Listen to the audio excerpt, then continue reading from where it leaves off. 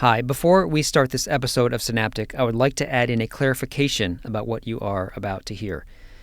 In this episode, André Fenton discusses work done in the labs of Richard Huganier and Robert Messing. Fenton points out that by grinding up whole brains, as is standard to measure protein expression, one would miss seeing the increased presence of PKC iota lambda if it is selectively expressed in memory-related brain regions.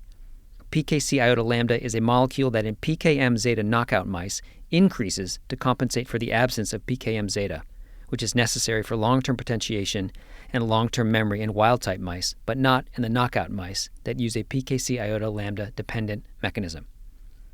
However, in the Huganier Labs paper titled PKMzeta is not required for hippocampal synaptic plasticity, learning, and memory, the group did indeed look for long-term potentiation-related changes in the CA1 region of the hippocampus, as shown in supplementary figure 5 of their paper. So please keep that in mind when the conversation touches on this topic later in the interview. Okay, now on with Synaptic.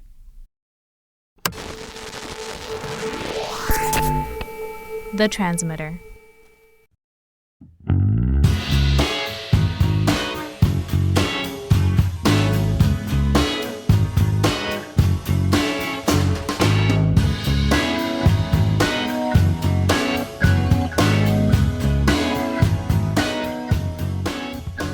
Welcome again to Synaptic, our podcast that explores the people, the research, and the challenges of the neuroscience field.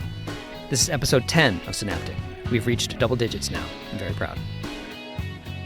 My name is Brady Huggett, and I'm the host of this show.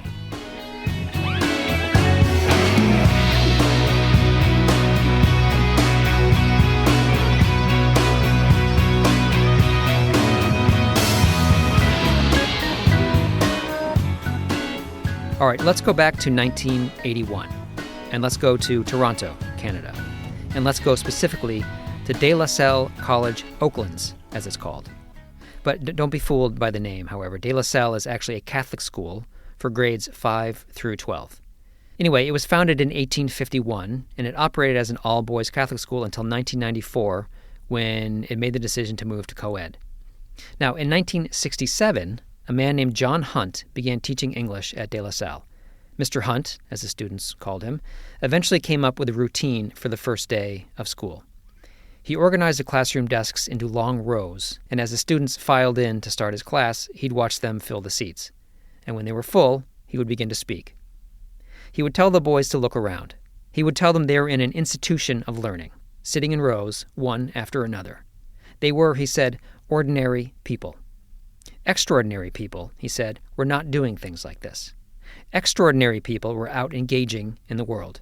And we are going to read about some extraordinary people in this class, he said. But you are not extraordinary people. And if you want to be an extraordinary person, then you will need to get out of these rows and go out into the world and engage with it. Now, John Hunt is still associated with De La Salle, actually. But when Mr. Hunt gave this performance in 1981, André Fenton was one of the boys sitting in those rows. And the speech had quite an effect on André, there on his first day of 9th grade. That's today's guest, by the way, André Fenton. Mr. Hunt's speech sank into André's heart, because André did not want to be sitting in rows, shoulder to shoulder with everyone else. He indeed wanted to be out in the world, and he wanted to learn about it. He wanted to master it, as he told me. We talked about that on this podcast. And we talked about what André did and where he went after high school to try and master the world, to try and understand it. And we talked about his upbringing, both in Guyana and Toronto. And of course, we talked about PKMzeta and memory. So all of that coming up in the next hour and a quarter. I interviewed André on December 19th, 2023. It was a clear day, but chilly and windy. I met him at his office in the New York University Center for Neuroscience, and I set up mics across his desk. His office has a whiteboard and some full bookshelves, and it also has a window, so even though we were several floors above the streets, you can still hear some sounds of traffic as we talked. I found this conversation to be stimulating, to say the least. I felt like I could have kept firing questions at André for another couple of hours. But I didn't do that. I shut the mics off and let him go back to running his lab, as a good guest should. I know when it's time to go. But anyway, let's start here, where André and I are talking about the way NYU functions as a college inside a very busy city. So here's your Synaptic episode with André Fenton, starting right now.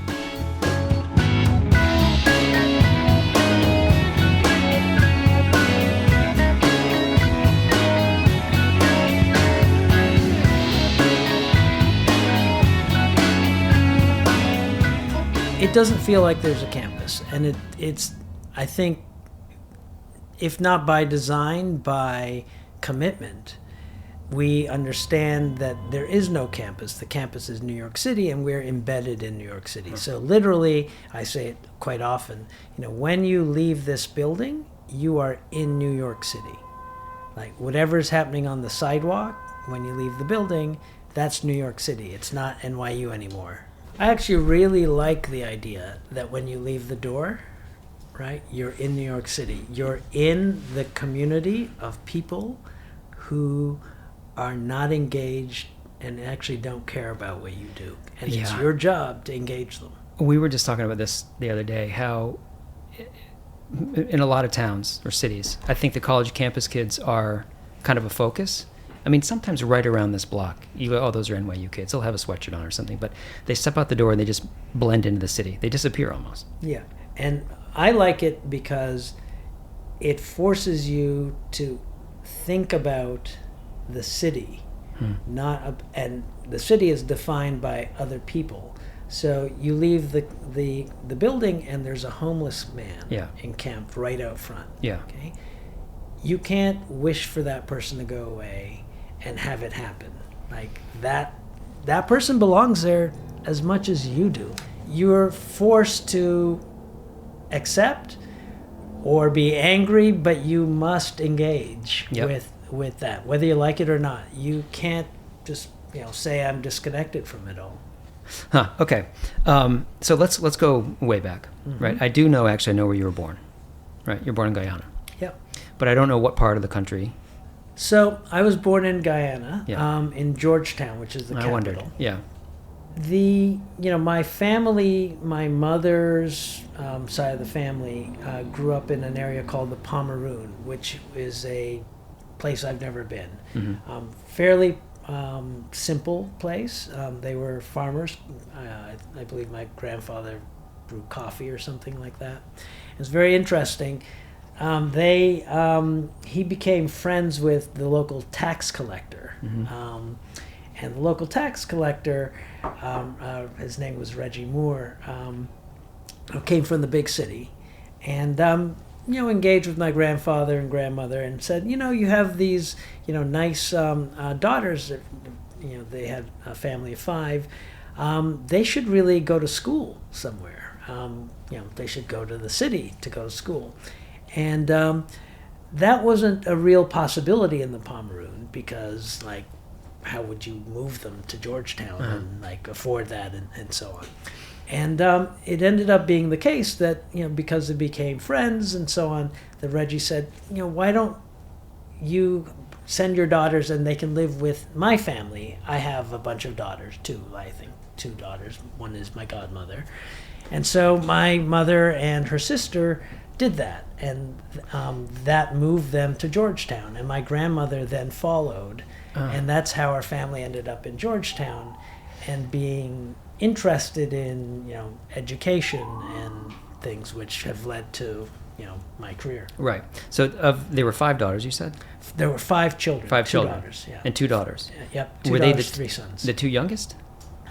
They were the second and third of the 5 children. So the focus on the daughters was, it's like the boys are going to stay here and work, and the daughters need something to do, so they should go to school? Or I don't even know that it was how it was framed, but it was easy for the daughters. Daughters are easy to move around. One, you tell them what to do, and 2, they were, the way the story is told, they were, nice looking daughters. So why would you leave them, out here on the farm? Right, yes. All right. Okay. So the 2 daughters go in to stay with, they know the man, but a stranger kind of in his family. Yeah. And they've become, part of that family in many ways. They, act as sisters. They grew up together. Their, adolescent, high school years were spent together. So what age are we talking when they first moved to the city? But I would imagine, when you're about 13 or 14, something like that. Yeah. When you go to high school. I see. Okay. That kind of thing. And there weren't great schools out by the coffee farm? No. In fact, their education might have just ended right around then. Very likely. Yeah. Okay. So they go in and start this kind of educated life. Beyond high school, or just do they No, finish? just a high school. And your grandmother follows them in. My grandmother follows them in. Your grandfather stays on the farm. And eventually joins my grandmother as because she decided things, and so he went. He's a very interesting man. I didn't speak to him. He wasn't a vocal person, but he had a fair amount of gravity. He ended up being like a staff sergeant in the army in Guyana. And Guyana is not known for its military might, as you can It's imagine. a small country, right? So he basically ran their military personnel and the military farm kind of thing, and so on. But he had a lot of discipline about him, and a certain large but quietude about him. Like and I remember that. Like a big presence. Yeah. But a quiet presence. Quiet presence. Yeah. So when that happens, So I grew up with him and my grandmother. They, raised their children in Georgetown. My mother gets married. Probably the first of her siblings to be married to my father. Their marriage doesn't last very long. And my mother decides to move to Toronto because that's what you do if you are in Guyana. It's kind of not a great place to, not a lot of opportunities there. So two things. Your parents get married, don't last very long, but somewhere in there they have you, obviously, if they're your parents. So how old was your mother? Do you know when you were born? She must have been 44, so 23. Yeah, not all that young, actually, right? Not like a teenager or anything like that. Yeah, 23. And then, so do you know your father? Yeah, I don't know. I didn't grow up with him. Yeah. I know him, I know him more as a friend than as a parent. Yeah. We talk, now we talk more than ever before. As I was growing up, we did not talk very often. They had a very, I think, interesting arrangement upon divorcing. Yeah. And that arrangement actually is very meaningful and helpful to me. And so that arrangement was my mother would take care of me and not ask for or need anything or expect anything from my father. And not in a sort of bitter way, but in a transactional way. And so I grew up never hearing anything bad about my father, never being disappointed by him. It wasn't like I expected him to show up and he didn't, which is the case quite often, and with some of his other kids. And so I didn't grow up with any sort of resentment or particular expectations of him. That's why he's just this adult friend. Did he stay in Georgetown? He stayed in Georgetown for a time. Then he moved to London and then eventually Jamaica. All right, so then you really didn't see him. Yeah, because you guys went to Toronto. So at what age were you when your mother went to Toronto? I should say, too, you're the only, just a sibling. Yeah, the only child. I must have been around 4 or 5, something like that. Yeah. And so from 4 or 5-ish, I was living with my grandparents in Georgetown, and I joined my mother when I was 7. So then, as you said, you mentioned your grandfather. You really got a lot of parenting from your grandparents. Yeah, I mean, they were very disciplined people. In Guyana, it's ordinary to hit children, for example. In school, you learn your times tables with your hands out, and the teacher has a cane that they would tap. I have to think, looking back, is that the right way to teach the times tables? I don't think so. No, absolutely not. But it does teach you presence of mind. I absolutely remember in grade 1 learning to write cursive and having to do these exercises of writing M's, like series of M's in cursive. And the teacher standing next to me, tapping the cane, and me realizing I need to focus on counting the bumps of M right? Right, For the so ends, they're like actually- 1, 2, yeah. 1, 2, Right. right? And not be distracted by the tapping. And she said, you're going to get licks. It did teach me to focus on counting the bumps in the M. Yeah. All right. So your mom leaves. I guess the question is, why Toronto? So if you're from Guyana, you basically, at the time, and I think currently, if you can, you would go somewhere else because there are more opportunities. Yeah. You would go to Toronto, to New York, or to London. Those are the three places that people end up going. Like with most immigrant stories, you go to somewhere where you know somebody that you can, who you can land and be with at that, when you leave the airport. Yeah. And so I think that was there was someone in Toronto. My mother went to stay with them for a short period of time, and then you figure out your way. So in this 3-year period, she figured out her way, got some sort of job, got a place to live, and then called for you. Yes, in fact, the funny story is when I was 6, she managed and sent for me, and I went with my grandfather, and it was the first time I'd seen winter. Yeah. I didn't know this, but at the time I was told, we're going to just see this place. I wasn't told I was being taken there to be returned to my mother. Did you know your mother was there? I knew my mother was there. Okay. Yes. But we're going to go visit your mom. We're You're going to gonna go see visit this your place. mom. I'm 6, so you don't ask too many Yeah. questions Yeah. and so on. And I am told that I decided that, her apartment was too small. Like, one, there are no apartments in Guyana. So everyone has a house, even if it's a crappy house. It's a house. It has outdoors and so on. And so I apparently was not, impressed by the living situation. And so, weirdly enough, and it tells you something about the character of my mother, she sent me back and worked harder so that we could have a better apartment in the next year when my uncle brought me. So the idea was, you were told you were going to go check this place out. They actually were planning on, that was you rejoining her, but because you were so vocal about the things you didn't like, she's like, I got to do better? That's the story I'm told. That's a good story. Yeah. No, I remember, I don't remember that, but I definitely remember there were a number of really interesting things that happened in that visit that I can remember. For example, I remember my first snowfall. And so, there's snow, and my mom had one of these, they were these one-piece snowsuits. I know, right? yeah. And so, with a hood and so on, and I feel incarcerated in this thing, but, that's like how you survive the winter, right?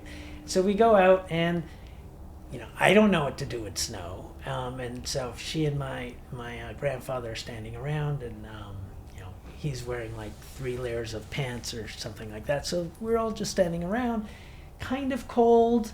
I'm in this thing, probably a little big for me, so I can't look around. And, they say, like, do something with it. I don't know what to do. Yeah. And my mother says, oh, you can make a snow angel. Yeah.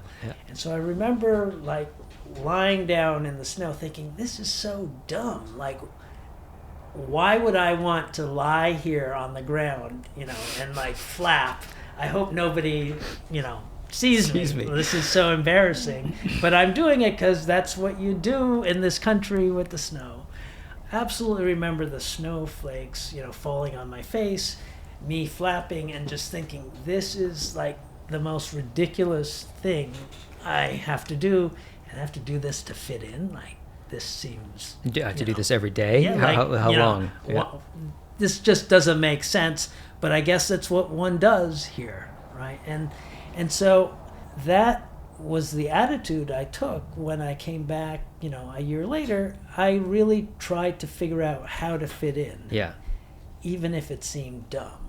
So a couple things. When you came back a year later, there was a bigger apartment, and you said this is fine, or you don't remember probably? I really don't remember.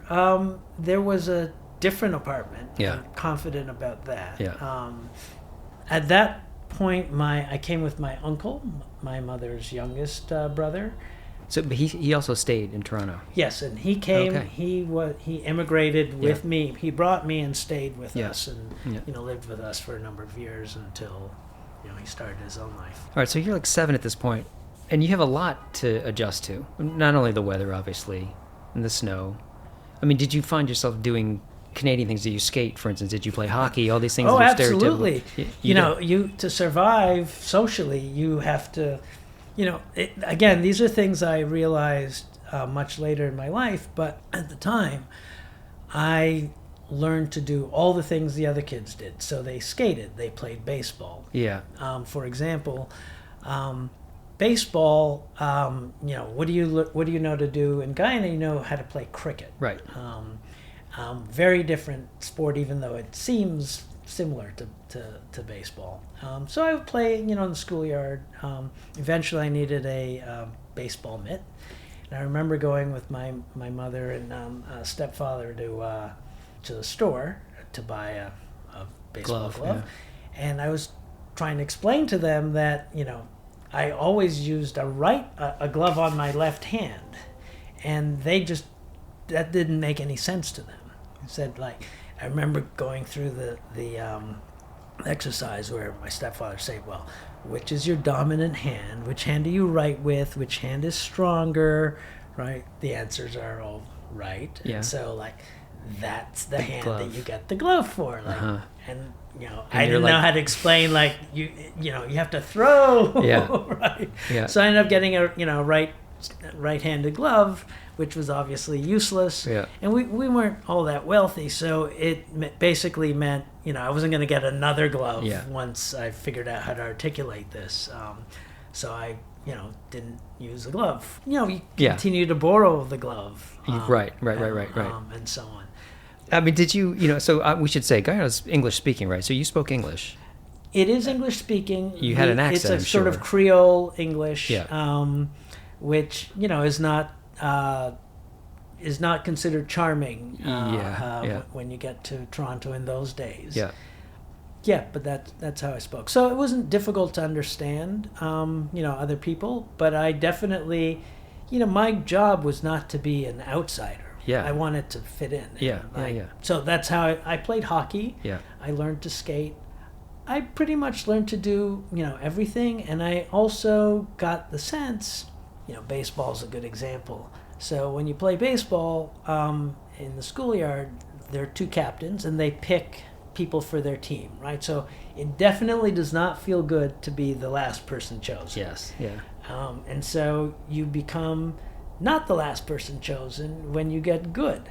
So I learned, that I did not want to be the last person chosen. So I got really good at many things.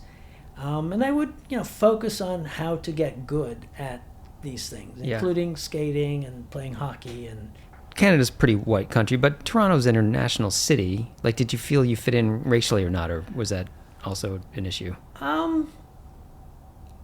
If I think back, I never worried about it. There were never that many other black kids in my grade school even, and definitely not in I'm trying to think, in grades 7 and 8 when I went to another school, and in high school, very, very few, 3. I was one of 3 or something, very. Yeah. But what's really interesting is I never felt that mattered. I never felt, I am different because of how I look, or I felt early on that I was different because I didn't know how to play baseball or play hockey. But by the time I got to grade, I would say 4, I was a pretty cool kid. Canadian kid. Yeah. I was a Canadian kid who could who'd get chosen early. Sometimes I'd be the captain to pick, on these teams. I played whatever anybody else played, and I was pretty good at it. I was a good student. So, yeah, I felt I belonged. That was, so, right. I guess the question is, did other people feel that you did not belong? I guess that's the question. I literally was not aware of it. But you're saying that you also, not only did you do these things to fit in, but you got good at them. Did you play sports all the way through high school? Did you? Yeah, through high school I wrestled, very competitively. Yeah. I played volleyball, and I even played football. Oh wow! Yeah. So it wasn't just hockey or base. I mean, that's like 5 sports. Did you identify yourself as like a jock, like I'm an athlete? No, it's actually very interesting. I more aspired to be, especially in high school.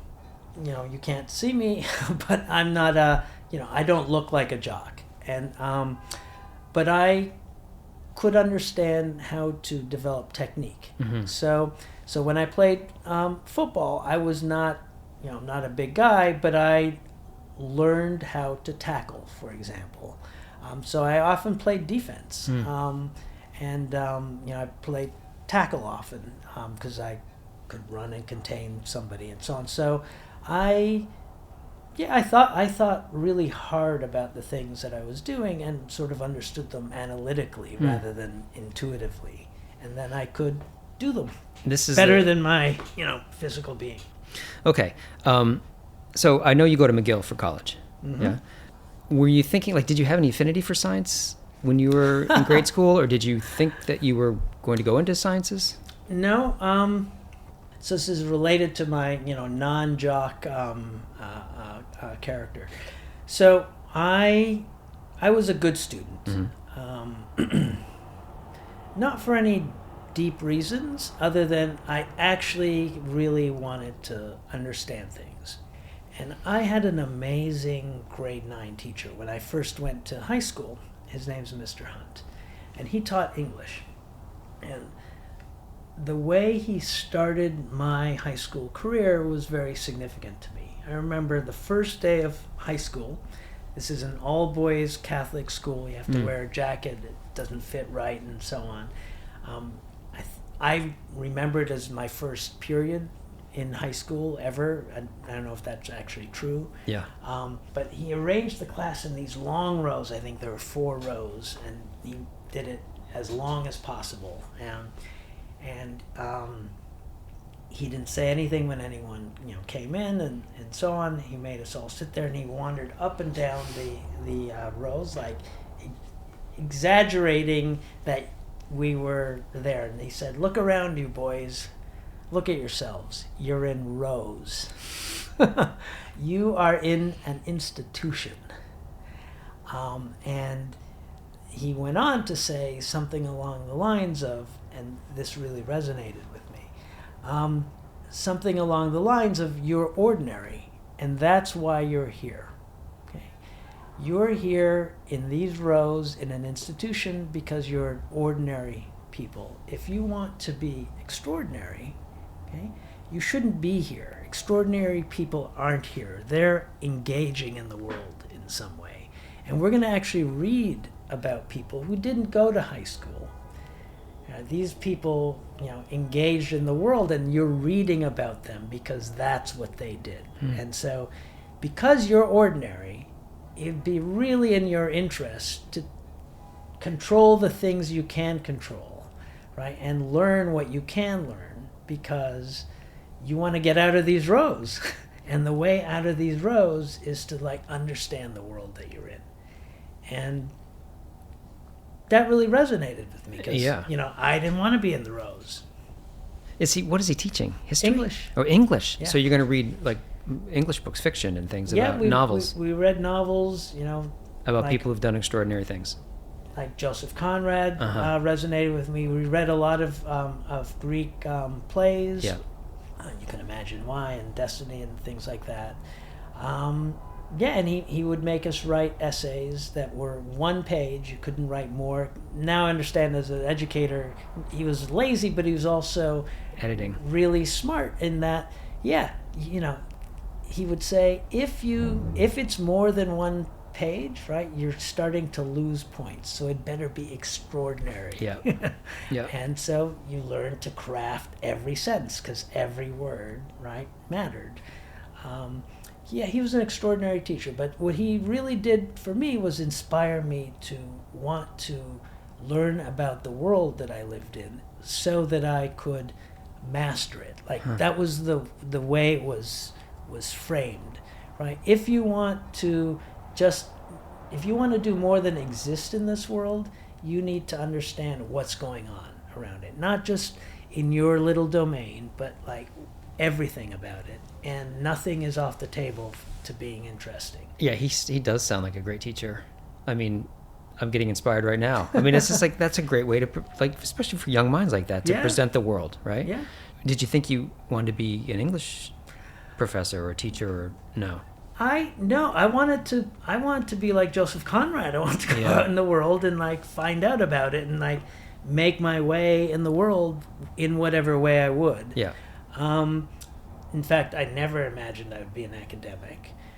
You know, my parents didn't go to college, so they didn't know how to advise me to go to college, and nobody thought to, give any advice and so on. And in Toronto in Canada, the way it worked at the time was in Ontario, I guess for each province, you filled out an application, and there were 3 boxes, and you said 1, 2, and 3, and you named the universities. You ranked the ones you want to get into, 1, 2, and 3. And so I was thinking, what would my major be? And not properly understanding the system, I was a very good student. I was the class valedictorian. Oh, okay. So so I remember thinking, okay, I have no idea what I want to do, and nobody told me I had to do any particular thing. I think my parents wanted me to be a doctor because all immigrant kids should be doctors, lawyers, right, or engineers. And I put biochemistry. Why? I had no idea what biochemistry was. I knew it looked like biology and chemistry, but it was one of the hardest majors to get into. And so this 1, 2, 3, you ranked them by what your preferences were. And did you have McGill at the top? No, McGill is a different province, so that's the unusual thing. One was University, probably of Toronto, Western University, and Queen's. Those were the 3. Yeah. And, for some reason, I also applied to McGill. I can't honestly remember the reason. It's not that I knew McGill's was a good school. Yeah. But I wanted to escape the rows.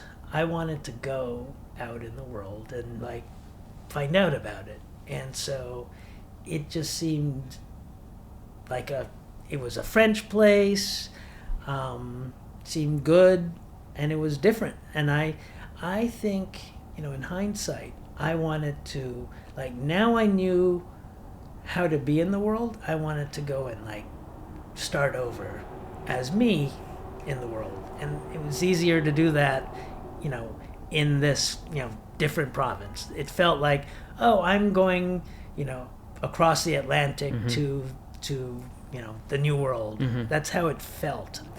So you're planning on studying biochemistry then at McGill? What's funny is I actually studied English and philosophy when I got to McGill. So I ended up living in a rooming house and not even applying for or trying to live in a dorm, right? And I was very excited to find a place to live. I went and I negotiated a room in a rooming house, and I went to McGill with a trunk. I literally had a trunk. Like a steamer trunk. Trunk that I bought, and so on. Yeah, so that was sort of how I landed in the McGill ghetto, and the people that lived in the rooming house were my friends rather than the regular freshmen, students. So you're living with adults. I was living with adults. There was one other freshman, Alex Chappell, who's a close friend of mine, still is. He became a filmmaker. I was living with an Iranian refugee who was not there to go to school. He helped me realize what a privilege I had to be able to go to school. Yeah. And Nick, he was a master's student in English, and he would read Beowulf in Old English and so on. And this was the most exciting thing to me because these people were engaging in ideas, right? Yeah. No one was doing anything for a job or a career. It never occurred to me to do something to get paid through university. I was just there to learn, to learn about anything deeply. At some point, though, because I know a little bit about your path, like by the time you finished McGill, you definitely were interested in neuroscience. I mean, you had somehow narrowed that down to... So what happened in my sophomore year, I was supposed to go declare a major at some point. Yeah. I had an appointment with an academic advisor. It was going to be English, and I met someone, I can't remember who, on the way there. My suspicion it was a girl, and I ended up having coffee with that person and missing my appointment. And that didn't seem like a big deal to me. And in the interim, before I made the next appointment, in my biology class, I learned about neurobiology. I learned about the Jerry Levin experiment, what the frog's eye tells a frog's brain. Yep. And that blew my mind. I'd been interested in philosophy and English, frankly, because I wanted to understand how I understood the world and why my understanding was subjective. I deeply, from my immigrant experience, knew that the way I understand the world is not the way everybody else understands the world. And that's why it was so important for me to sort of figure out how things worked so that I could manage that. Right? So this is this experiment. I do know this experiment. This is where a frog would not see dead flies. It would only see living flies. So it was somehow triggering on moving flies, right? But the flies are there, of course. But in its reality, it doesn't know that they're there. And you're thinking, I get this now. So you're thinking like my own perception of reality is different from other people's. In fact, there's probably things that I don't know that other people do know because everyone has a different perception. Yeah, in fact, I understood it as, how do you even know? Like, how do you know how to be a good person? Like, should you try and be rich, or should you try and be a pauper and be enlightened? Like, how do you know? How do you know what is the right way? All of these things are attractive. Yeah. How does one know? So I was always interested in that. In that question. Always. But this one is specific to like the neurobiology, for instance. Well, what I learned is that you couldn't answer those questions in the philosophy classes. I learned that very quickly. But with an electrode, you could actually figure out, that the frogs only know about moving flies. So you're like that's like how you could do it. All right, there's no answer in philosophy. We could talk for end in circles, but with biology, we can start to find some answers. You could measure something, and you could measure it because I understood that the reason for that wasn't somebody's opinion. It was because the frog was designed that way. Like, that was the design of the frog, and I have a different design. Another thing that always fascinated me, and I went to an all-boys Catholic school. Yeah. So there was a substantial spiritual context. I was never religious, but I was thought to be religious and thought to be spiritual. But I wasn't really. I was more of a humanitarian, and that was misunderstood as being Christian, right? But I was fascinated with the idea of spirit, and and that there might be ghosts. For example, I had ghost-like experiences as a child, and throughout my life, and so all of these things were like, is that real? It's not. Doesn't make sense that it's real, but it's a real experience. I had also, at McGill in the early days being there, I discovered these sensory deprivation tanks. So I would go and float, and I would hallucinate. When your mind is let loose of all sensory, it'll do what it's going to do. Yeah, I think of it today as, I got to watch the dynamics of my nervous system. Like, I could experience the dynamics of them when set free from the sensory stimuli. But there were, I would have visions and experiences that I knew came from inside me, right? And so on. So all of this was very fascinating to me. I got to ask one thing. Can you tell me one credible, not credible, but in your mind, I guess, credible ghost story? Where something happened to you, you thought, I can't explain this. Oh, I can tell you several. So, when this one's sort of boring, but early on, when I was a kid, living with my parents, they tell me this, and I remember vividly. This is Guyana you're talking about. This is Guyana. Yeah. So I must have been about 3. Yeah. I would see a man in the wall, sort of in the living room wall. Very large man's head. He had kind of a goatee. And he would laugh.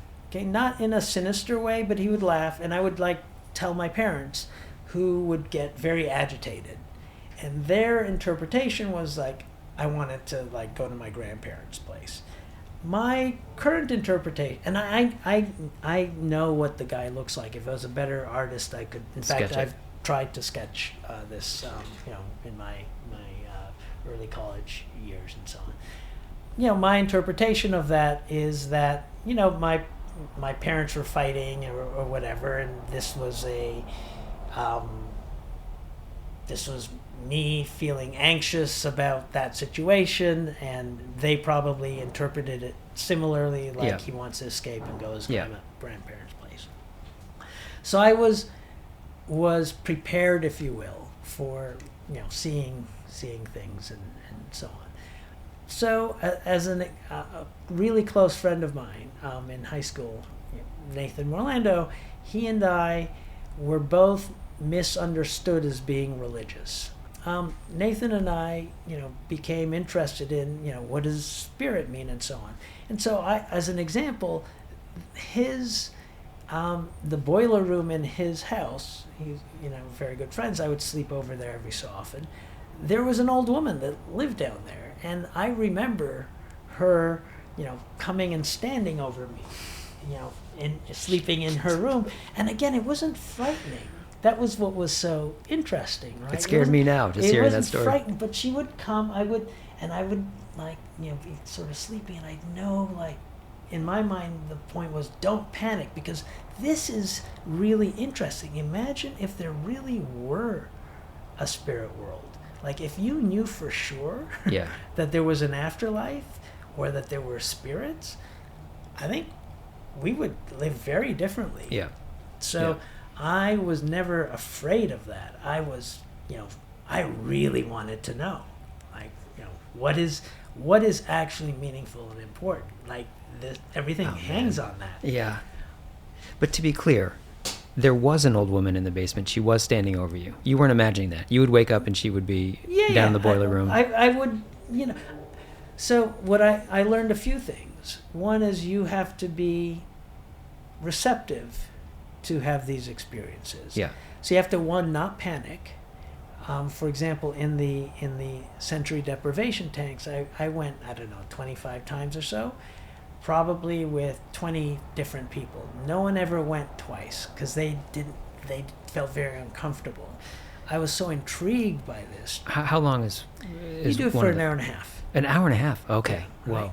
Wow. Some people open it so that it's not dark. You can ask for music to be turned on. It felt the same way. When your mind throws up experiences that are not quote unquote real, it can be disturbing. Mm.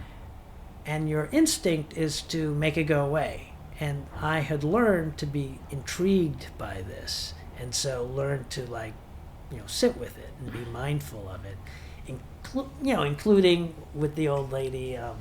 I must have 20 different stories. Some happen across oceans, and 2 people having the same experience, but from different points of view. Many of these things, but the key is you have to be willing to have them, which means willing to just watch what's happening in your mind and without stopping it. It also means being willing to be uncomfortable with it, right? Yes. Some people will be this is terrifying. I don't know who this old woman is leaning over me in a boiler room, but you're no, I'm going to just sit with this and see what happens. Same thing in a sensory deprivation tank. Whatever's happening, whatever's bubbling up, if you don't like what's happening, you have to just sit with it. Yes. Wow. And I have always been that person. I'm really okay being in fact, I was trying to explain, to my kid recently that when I'm uncomfortable, I do more of that. More of what's opening. making me uncomfortable. Oh, I see what you mean. All right. Many people, you don't turn away from it. The instinct is to run away from what's uncomfortable. I believe it's important to go into what's uncomfortable. This is the hardest question you're going to get in this interview. Why are you like that? Do you think it has anything to do with, I don't know, being an immigrant where you're forced to, you're this brand new world and you're like, this is all uncomfortable. I have to find a way to survive this. I am now sure it's because I'm an immigrant. Because the instinct is to stay in your community. Like, stay in where you're stay in where you're, it's not even comfortable. Stay where you're valued, right? Rather than go to where you're not valued, right? Stay where you are accepted rather than go where you'll be rejected, right? Like, it's very stark. But you end up in a bad place if you don't do it. Like, I learned that. So well, also when you do it and you survive it and you've changed. Yeah. Right? I mean, you get benefits from that. Yeah. That you don't the way I really learned this, it took me a long time, but all boys high school. Right. Okay? So we had school dances. I helped organize some of them and so on. And so you actually have to ask someone to dance that you may not know. Okay? If they're attractive to you, you have to ask. So this isn't the right song, oh, they're dancing with somebody else right now. Like, there's always a reason not to be vulnerable. And it's uncomfortable. Who wants to be rejected, right? But the consequence of that is you never dance with somebody, right? So you get to not be rejected and you get to feel comfortable, if you will, but you also never get the joy to dance with anyone or meet them. So it's the same thing, right? Yeah. Like, if you actually want to meet somebody, you actually have to be vulnerable or willing to be rejected. Okay, this is super fascinating, honestly, because we'll come back to this. So you finish McGill. You do this really interesting thing, by the way, I thought, is you go to the Czech Republic for, I guess it was a master's? What exactly was that? No, I went to the Czech Republic because it was interesting. It was 1990 when I graduated. And so in 1990, I had a girlfriend who was came from New York.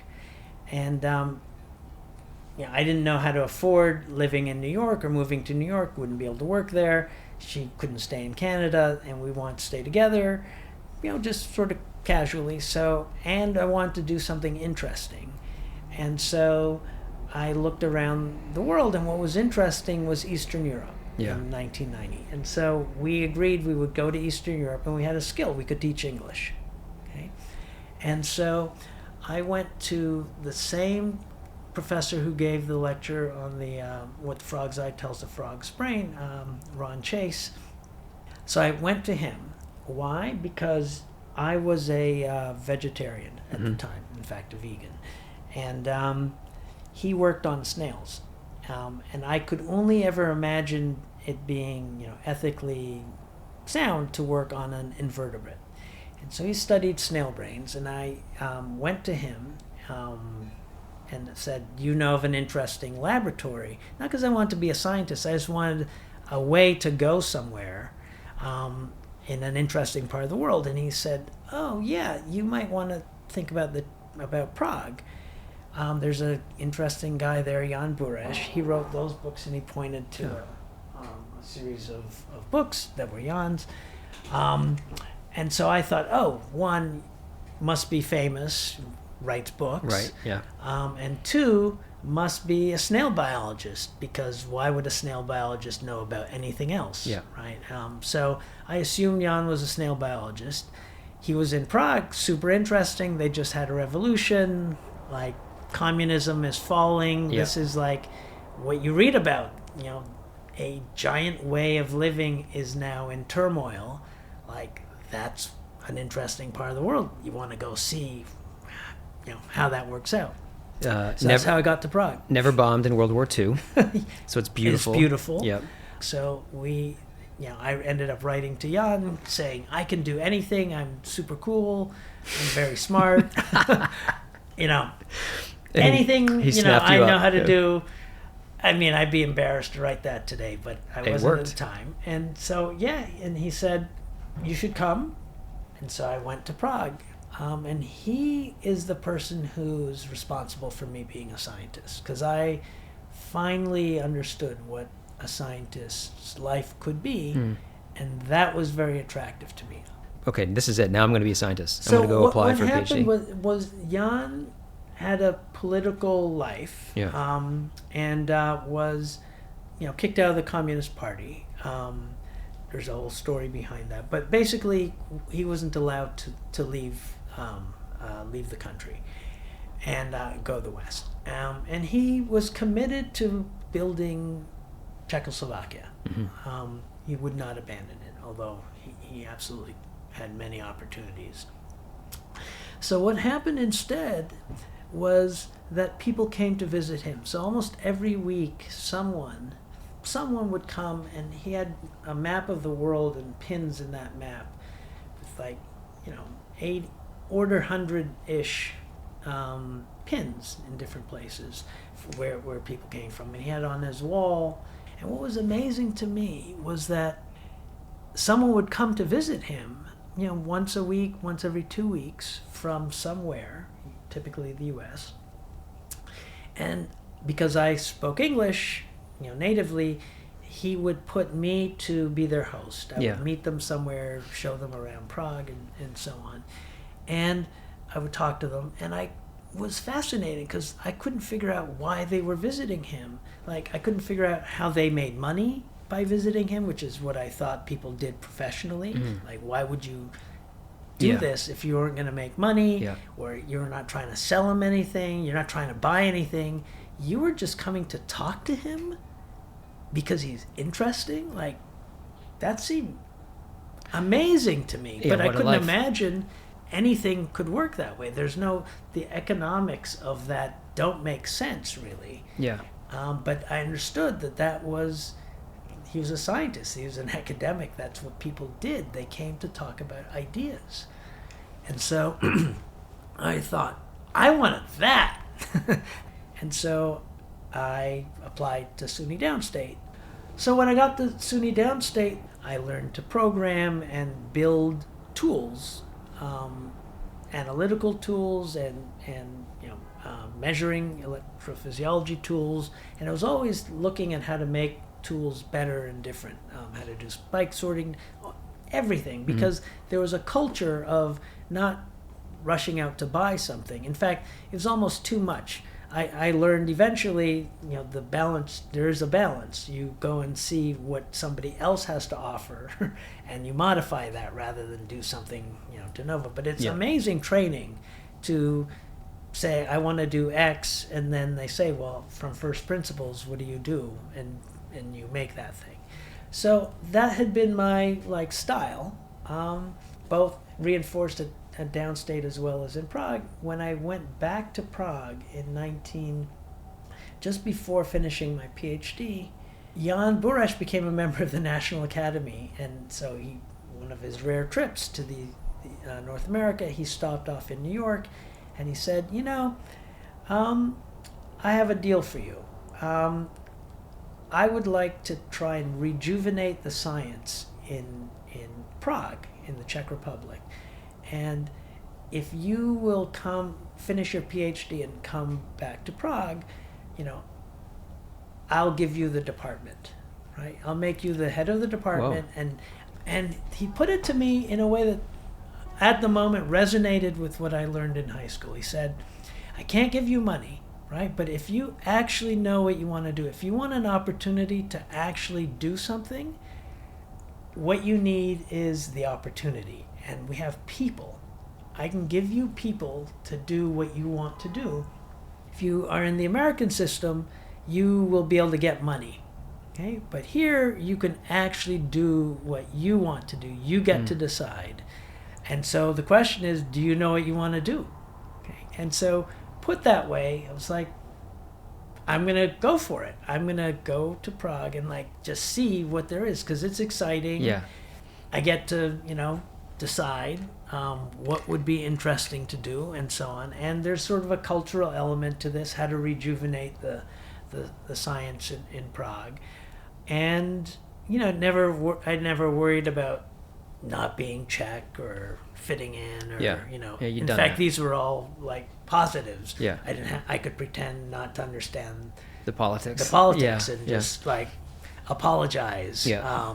for our actions and so on. And so that's what I ended up doing. So what year are we talking about? This is 1998 is when I first went there, and by 1999, I'd sort of established myself there. I became reasonably well known as a young person in Europe. Yeah. And I joined with the Mosers, Richard Morris, Menno Witter, Uwe Frey at the time, became Julie Frey. And our group, we all applied for one of these large European multinational grants and won that grant. And so that gave the laboratory an enormous amount of money from Czech standards. Yeah. So much that the administration didn't know what to do with it. So it created all kinds of problems, but very interesting opportunities. And so the lab flourished. It really did. So this was your first lab? Yeah, it was my first Really? lab. Yeah. Um, I want to go. How did you meet Todd Sachter? Right. So in my understanding, and I think obviously I did not have this right, but I thought you were at SUNY Downstate. Sachter was looking at molecules in the brain. So after Prague, Yeah. I guess how did you? so No, go ahead. in about 2000 or so, I got a call one day from Steve Fox saying, I've been given permission to try and recruit you back to SUNY Downstate. And I met Bob Wong at a meeting, and I remember we were at the pool, and he was wearing glasses so I couldn't see him, and he said, why don't you come back to Downstate, as assistant professor. He said, but I have all of these duties, rejuvenate Czech science, I have all this money. Yeah. And he's like, don't be stupid. Of course you can do that. And I've thought, how do I have two jobs at once? And he said, well, as long as you monotonically increase your activities at SUNY Downstate, I don't see a problem. And so that was the decision in about 2000. And so I slowly and monotonically increased my activities at SUNY Downstate and really fully moved there in about 2005. So it took a long time. Some years, yes. Yeah. But in that time, Todd was discovering PKMzeta and its role in LTP. And so he would come down and, tell me about it. We would meet every so often. And, he would say, PKMzeta is, necessary. We could block it for LTP. And he said to me, say, when are you going to publish that? And he'd say, I want to publish a paper that says PKMzeta is necessary and sufficient for LTP. Philosophically, the highest evidence you can for something having a role, a causal role. Yeah. And so one day he did that, and it became pretty exciting. LTP is a model for memory, and so I started to pay attention to this, and he would come and ask me. He said, "Now it's time to find out if this is important for memory. So how do you study memory?" And he would come and he would say, I'm thinking about doing this experiment. And I would always say, this is what's wrong with that experiment. This task has this other interpretation and so on. And every couple of months he would come. And eventually he would always ask these questions and I would answer the questions. And he asked a really important question one day.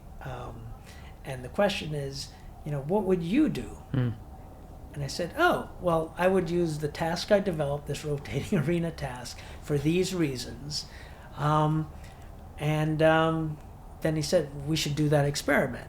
And that's how we started our collaboration.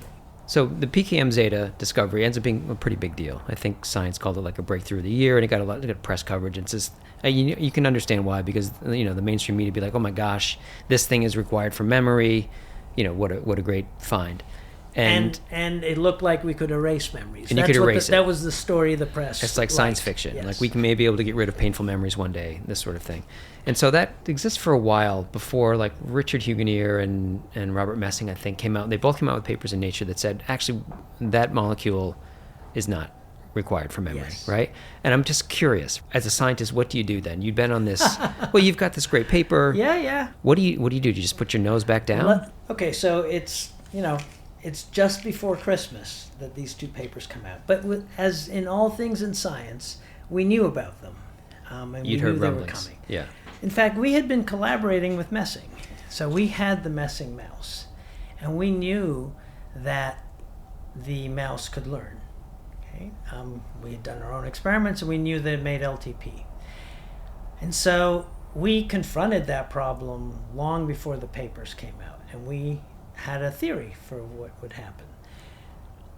If you understand the sort of evolution of these kinases, you know that there was a gene duplication, and there's another kinase that's another isoform that's almost the same. In fact, the catalytic subunit is very, very similar, and it has a regulatory domain, which the M isoform doesn't have. And so we knew that it could be compensated. If you deleted it, it could be compensated by this iota lambda isoform. So that was the presumption. And, we said to Messing, like, it's compensation, like you should, check for that. You said this before he published. Oh, sure, yeah, because we had the same mouse. Right. He had shared the mouse with us.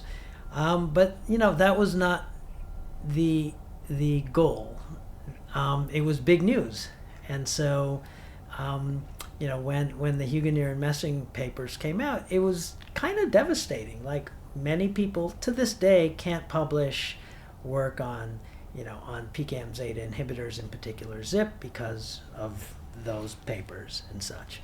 But we knew what the answer was, and if you remember, I was trained by my life circumstances not to be very attached to things, right? To be dispassionate about things. Uh-huh.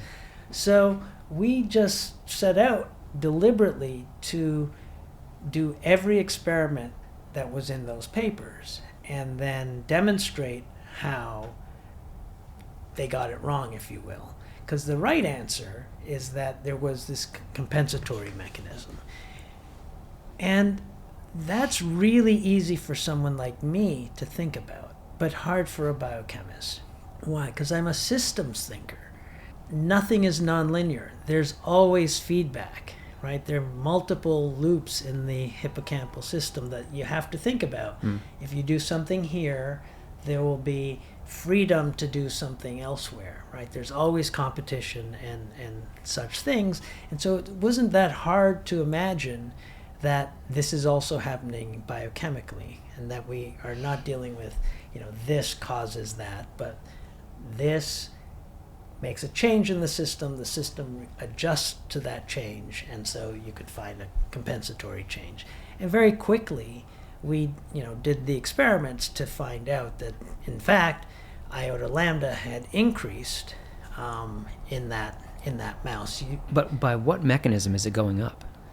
Oh, so I said this is one of the best things about science, and in many ways in this story, that science actually, the process of science prevails.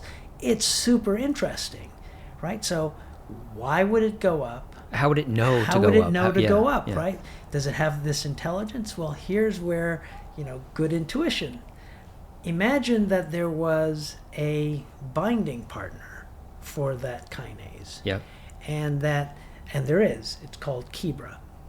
And so the next chapter of this story is actually right now being reviewed, where it's the Kebra-zeta interaction that turns out to be important. So Kebra is a structural protein on the postsynaptic side of things. And so in ordinary, wild type LTP and learning, the model is you make some post-translational modification of iota lambda.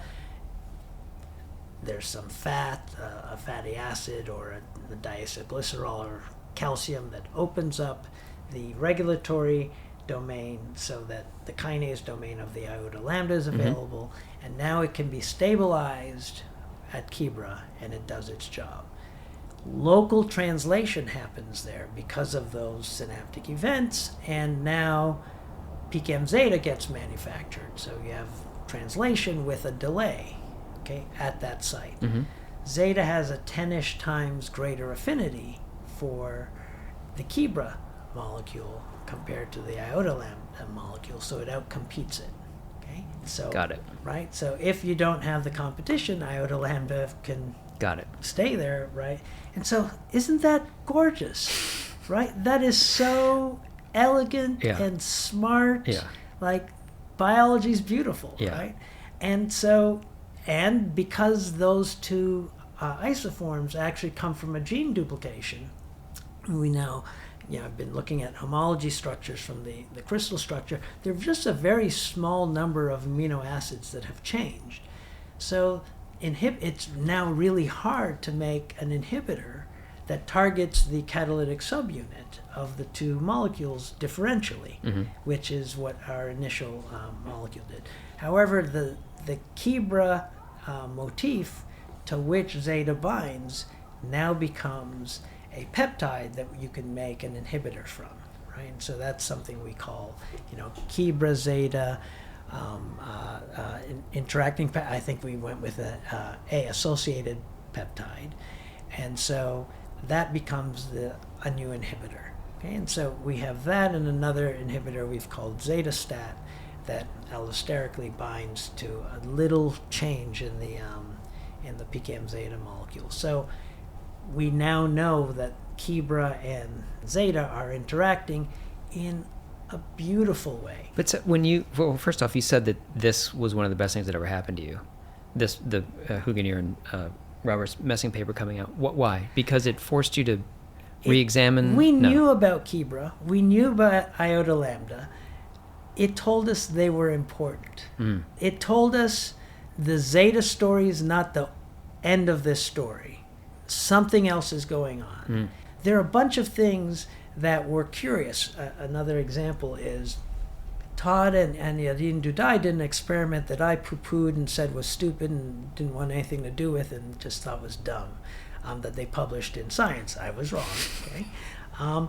And that experiment was, and it's what a biochemist would think, but a systems scientist would never think this. And that is, they said, what if we increase the expression of PKMzeta in a part of the brain that has a weak memory? Should we strengthen that memory? Because PKMzeta is important for memory, so if we have more of it, we'll have more memory. This is dumb to a systems scientist. Like, that could never make any sense. In fact, we had done those kinds of experiments in the hippocampus. They're called saturation experiments. If you potentiate all the synapses or many of the synapses, you don't have more, you have inability to store information, right? Imagine you had a blackboard or a whiteboard and you wrote all over it. You couldn't write anything else, right? So this seemed like lunatic, like how flimsy, what flimsy thinking. But that's what happened when they did it. It enhanced weak memories. And so how to think about that? Well, it now makes total sense. If there was something, and we kind of knew that, we need to explain that one day, but if you imagine that there are a bunch of places that Kibra is marking, and that's where you want to put the PKMzeta, and it's the only places that it will go, then all you have to do is make more of it persistently, and they will go to the right place and have their action at the right place persistently. Right? And so there are experiments like that and observations like that we are now confronted with having to explain in this journey, because there are many, many directions that one can go in. Yeah. But it is in my opinion, it's how science can triumph. It's not about, Rick's a very popular guy. It's true, but the actual science will Wins win the out. day here. Yeah. And it showed that it did. It forced us to do these experiments. Very recently, I was interacting with Rick, and I said, I thanked him. It's been painful, and it would have been easy. It was uncomfortable, but I'm okay with being uncomfortable. Yeah. We got to a better place. But I feel like there was never a moment when those two papers came out where you thought, shit, we're wrong. Let's think about something else. No, because I can explain that by explaining the process of discovery. So when we discovered that PKMzeta was crucial for memory, there wasn't a eureka moment. So you do the experiment, and the first mouse shows that it doesn't remember the thing it's supposed to remember. Yeah.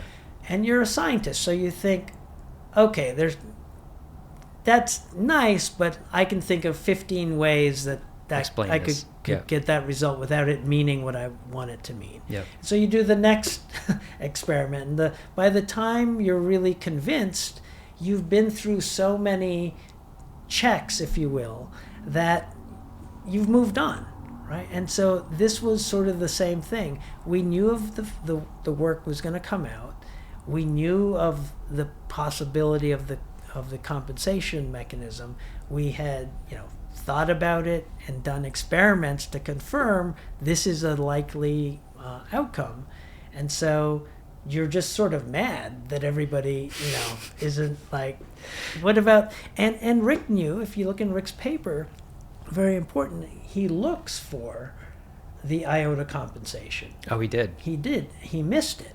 In fact, the way he missed it is a beautiful example, again, of how important it is to cross disciplines. So any biochemist would do the experiment the way he did, which is you knock it out, and then you grind up the brain, the whole brain, Yeah. and you look at the lysate, and you say, let me do a Western blot to see if there's any iota lambda compared to the wild type. And there's no difference. So you conclude there's no compensation. Yeah. This seems crazy to a systems neuroscientist. Why? Because I didn't expect memory to happen everywhere in the brain. It should happen in the hippocampus, because this task is hippocampus sensitive. We spent a decade demonstrating that. Subsequently, we've identified different synaptic compartments within the hippocampus, within a particular subregion of the hippocampus, where the PKMzeta and LTP, potentiation occurs. So it would be bizarre to just think you would just en masse, increase this thing. So the right experiment is to take out the hippocampus and look in the hippocampus, right? Yeah. And so what we ended up, we did that. The increase there is small enough that it would not show up in the entire brain. Yeah. Yeah. Okay. Like, the hippocampus is a small part of an entire brain. Yep. So if you actually look, there's something like a 400% increase in the hippocampus. And the way we did the experiment was, I think, again, we need to be compelling. So we took, for every mouse that got trained, we cut its brain in half. In one half, we removed the hippocampus, and in the other half, we ground it up. Mm-hmm. And in the same mouse's hemisphere, you don't see an increase, and in the other one, a giant increase. Yeah. All right. There's one thing I want to ask you, Mm-hmm. and I'm going back. I'm fascinated by this. I don't know if you call it seeking out, but whenever you are put in an uncomfortable position, you turn toward it. So you don't seek it out. You're not like, how can I make myself uncomfortable? But when the moment arises, you decide, I'm going to turn into that, because that's the only way you get through it, learn from it, grow. Is that accurate? Yeah. As your career moves on, are you looking for ways to do science that makes you Yes. do that? Like, how do you do that? So I do that all the time. I choose what we work on, and I my main job in my lab, if you ask the people in my lab, they'll all confirm this. My main job is to get them to do experiments that will force us to have to change the way we think about something. And those are the only studies worth doing. Now, that is a outrageous statement to actually make. These people need projects Papers. to train them on, Yeah. and so on. And you can't, not everything is so easy to overturn or change minds, but that's our aspiration. And so my job is to pay attention to everything that's going on. I read about everything. And to listen for what beliefs people have that seem founded in tradition and founded in other beliefs that there might not be explicit evidence for. And so I try to look for what are the biggest beliefs that people have that might not have been tested properly. So you see, and then we do those experiments. it's if somebody came up and said, hey, this paper came out and it shows this. I think let's do a paper, see if we can confirm that. You're not doing that. I would never do those experiments. In fact, fascinating. That's my job. My students always come and they say, did you see that thing? And we almost never want to do the next experiment. I rather say, what is that experiment? What are the beliefs? Literally, their beliefs, right? What are the ideas that is founded on? If we can find that those ideas are vulnerable, right, or based on things that haven't been demonstrated, LTP is one of those examples, LTP and memory. It's not obvious to me, although I study it, my career is based on it, it's not obvious to me that LTP is important for memory. I don't think the critical experiments have been done yet. We're trying to do them.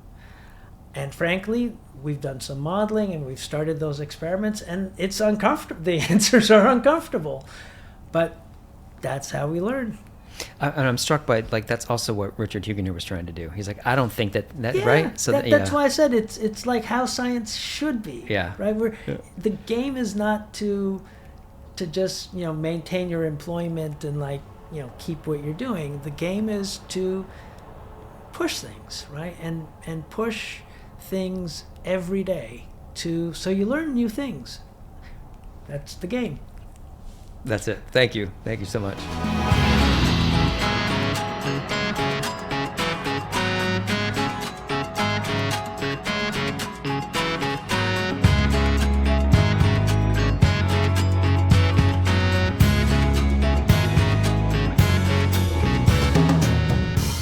Good interview. No, I loved it. Synaptic at its best is meant to link the people in neuroscience with the work that they do. I think I've succeeded in an interview if I can get the connection between a researcher and their work to reveal itself. But I'm not sure I've ever seen that connection be articulated as clearly as it was by André in this interview. Just a fascinating man. Thank you, André, for having me into your office and showing me around the lab. All right, this podcast will be archived at thetransmitter.org. If you liked this episode, feel free to share it. These are, of course, free. We do not put them behind a paywall. You can find Synaptic wherever you get podcasts and rate and review it there if you like. If you'd like to comment on this podcast or anything we do at The Transmitter, you can find us on Twitter and also on Blue Sky and Mastodon. Search The Transmitter and you will find us on those platforms. Some of the information for the intro was taken from the website for De La Salle College, Oakland's.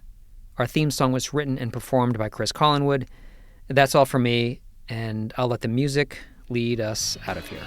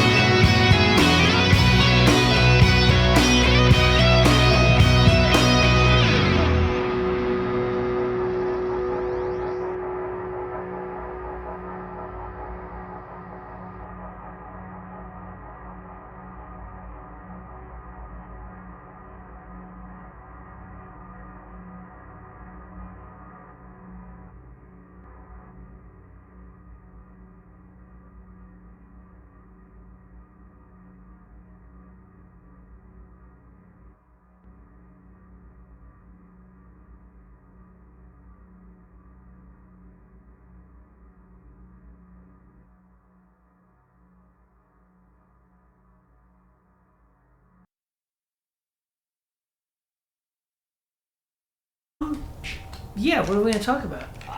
It's up to you. I see. Okay. I mean, I know just enough to be dangerous about Okay. your work and your background.